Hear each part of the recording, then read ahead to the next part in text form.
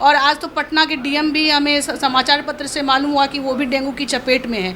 कुल मिलाकर ये कह सकते हैं कि सरकार की कोई तैयारी नहीं है, सरकार फेल हो चुकी है और सरकार अभी सिर्फ महागठबंधन जो INDI के बैठकों में अभी अपने आप को सिर्फ अपना समय दे रही है, बाकी जनता जाए भाड़ में।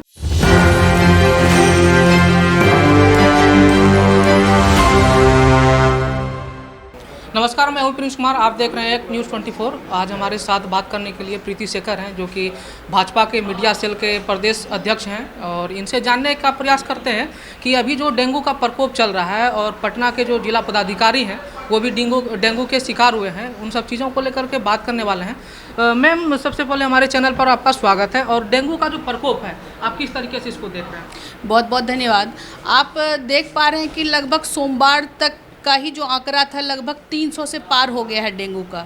और भागलपुर और पटना जिला, इसमें डेंगू के जो मामले हैं वो सेंचुरी मार दिया उसने, और उसमें वो आगे है। और जो सरकार की जो पूरी जो तैयारी दिख रही है इसमें बहुत ही नगण्य है। स्वास्थ्य विभाग बिल्कुल सोया हुआ है, कहीं पर भी आपको फॉगिंग करता हुआ नहीं दिखेगा। लोग आपके पास जो सबसे पहली प्रायोरिटी जो होनी चाहिए कि जो लार्वल स्टेज में जो मच्छरों का खात्मा करना चाहिए, उसके लिए कोई तैयारी नहीं, कोई कीटनाशक का छिड़काव नहीं, कोई स्टैग्नेंट जो वाटर है उसको हटाने के लिए उस पर छिड़काव कराने की कोई व्यवस्था राज्य सरकार की दिख नहीं रही है।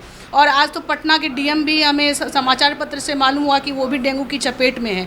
कुल मिलाकर ये कह सकते हैं कि सरकार की कोई तैयारी नहीं है, सरकार फेल हो चुकी है और सरकार अभी सिर्फ महागठबंधन जो INDI के बैठकों में अभी अपने आप को सिर्फ अपना समय दे रही है, बाकी जनता जाए भाड़ में। उनको उसकी कोई जरा भी तनिक भी चिंता नहीं है और लोग डेंगू की चपेट में आ रहे हैं। अभी जो स्वास्थ्य मंत्री हैं तेजस्वी यादव, उनके द्वारा तो कहा जाता है कि हमारा जो स्वास्थ्य व्यवस्था काफ़ी बेहतर हो चुका है, और बीजेपी के कार्यकाल में जो व्यवस्था थे उससे काफ़ी ज़्यादा हम लोग बेहतर करके दिखाए। तो उस पर आप लोग क्या टिप्पणी करते हैं? देखिए, जो स्वास्थ्य विभाग की जो भी स्थिति थोड़ी सुधरी है तो आदरणीय प्रधानमंत्री मोदी जी की देन है। और उस समय हमारे स्वास्थ्य मंत्री यहाँ पर श्री मंगल पांडे जी थे, और कोरोना के काल में जिस प्रकार से केंद्र सरकार ने खुले तौर पर, खुले दिल से जिस प्रकार से स्वास्थ्य सेवा में उन्होंने अपने बजट को बढ़ाया, खर्च किया, वो बिल्कुल काबिले तारीफ़ है। और बिहार सरकार तो उसको मेंटेन भी नहीं कर पा रही। आप डेंगू की चपेट में रोज़ लोग आ रहे हैं, लेकिन क्या आप ही से मैं पूछना चाहती हूँ, क्या किसी भी अस्पताल में प्लेटलेट्स की कोई तैयारी है? क्या वहाँ पर ऐसी व्यवस्थाएं हैं कि ब्लड बैंक में प्रचुर मात्रा में ब्लड की उपलब्धता हो?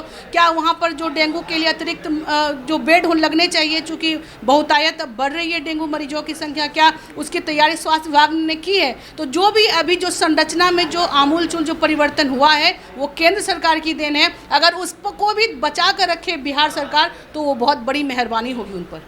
तो अभी वर्तमान स्थिति जो डेंगू को लेकर के उत्पन्न हो रहा है, तो इस पे क्या लगता है कि सरकार को किस तरीके से आगे आकर के काम करना चाहिए? देखिए, सबसे पहले तो सरकार को 2 स्तर पर इसमें काम करने की आवश्यकता है। पहला तो स्वास्थ्य विभाग इसमें कार्य करे, और दूसरा जो नगर निकाय क्षेत्र है, नगर परिषद, नगर पंचायत, और अब तो पंचायतों में भी अब तो स्वास्थ्य विभाग के कार्य हो रहे हैं, स्वास्थ्य संबंधी, स्वच्छता संबंधी कार्य हो रहे हैं। तो बिहार सरकार को चाहिए कि वो नगर निकाय को भी इसके लिए फंड उपलब्ध कराए और एकदम बहुतायत में, बड़ी मात्रा में लगातार फॉगिंग कराए, लगातार कीटनाशक का छिड़काव कराए, लगातार एंटी लार्वा का छिड़काव कराए, स्टैग्नेंट वाटर जो है वहाँ पर दवा का छिड़काव कराएं, और कुल मिलाकर जो प्रत्येक घरों में जाकर दवाई का छिड़काव कराएं, ताकि वो डेंगू के प्रकोप से लोग बच पाएं। तो नगर निकाय और स्वास्थ्य विभाग दोनों के कोलैबोरेशन और कोऑर्डिनेशन से डेंगू के इस बीमारी को कुछ हद तक हम उसको कंट्रोल हम कर सकते हैं। मेरा ये सुझाव होगा बिहार सरकार को।